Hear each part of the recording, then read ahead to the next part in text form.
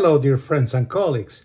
Sometimes when we interpret in the private market, we have to protect the client, even if the client shows a lot of inexperience or lack of knowledge for our work or for what is about to happen. For example, just recently I had a case where it was necessary for me to bend the rules a little bit to make my client look good. This is what happened. The client told me when I asked for documents and information in order to do this consecutive interpreting assignment that I really didn't need much information because all I was going to do was I was going to speak. And for that, if I was bilingual, I really did not need anything else. I didn't say anything, I saved it for later. All I did is I explained to the client privately and quietly that at least for context, it would be good for me to know names, dates, places, and the main circumstances of the subject matter that we were going to interpret about. The second thing is that a little bit later, the client asked me to move back from the negotiating table, saying that I really didn't need to be at the table and I could be further away because after all, I was going to be talking and I did not need to write, so I should leave the table to those who had to take notes. Again, I explained to the client that I would really appreciate if I could stay at the table because for the consecutive rendering, I needed to take down the information in order to process it and then do the rendition in the other language. I explained that very politely, quietly, so that the client could save face and don't look in front of her clients as somebody that didn't know much. Basically, what this tells me is that sometimes the clients don't really know why they are retaining us because they were asked to do so, but we have to protect them because after all, next time they are the ones that are going to be calling us.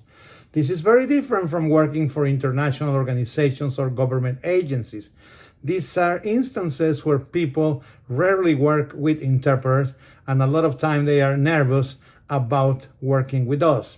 There was an occasion where one of the people involved told me, "Are you sure that you can interpret this? Are you really fluent in all kinds of Spanish? Because, you know, Puerto Rican Spanish is different from the Spanish we speak in Uruguay." At that point, all you have to do is say, "Yes, sir, don't worry. We're going to do the necessary effort to deliver a good service." I didn't have to go lecture him about how professional interpreters know the language, and that means knowing idioms and knowing accents and regional expressions and all that. This is really appreciated by the client because the client notices that you are protecting them, and then afterwards, or even before the event starts in private, in a very discreet manner, you can bring their attention to some of these situations. Like in that same case, I brought their attention to a document that they wanted to be used for the negotiation that was not really the document needed. That document, the translated document, had absolutely nothing to do with the business we were there for. So she greatly appreciated me mentioning that, and she really thanked me for doing that privately and not putting her in evidence in front of her own clients and bosses, really. In the past, this would have been different and difficult for me because I used to lecture the client, I used to educate the client, thinking that that was the best thing to do because from now on they would know better. But in reality, that backfires. When you're dealing with clients that are going to be working with interpreters seldomly, and when you work with clients that really don't consider the language communication as a priority, it is better just to make sure that you protect them, that you make sure that other people are going to think high of them, and in the long run, they will really thank you because you are doing nothing else but to helping them save face. So the next time that you're confronted by a client or a situation where you feel that need to educate the client, it's better just to remain quietly silent and then at the first opportunity, pull the client aside in a very, very private way, explain to the client the suggestions that you have, or when it's not suggestions, the things that you need to do a better job.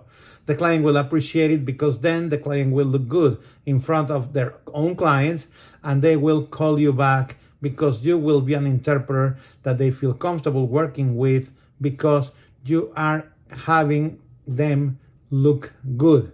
You have their back. So please always keep this in mind when you are faced with this type of situation. At least that is my opinion. Thank you very much.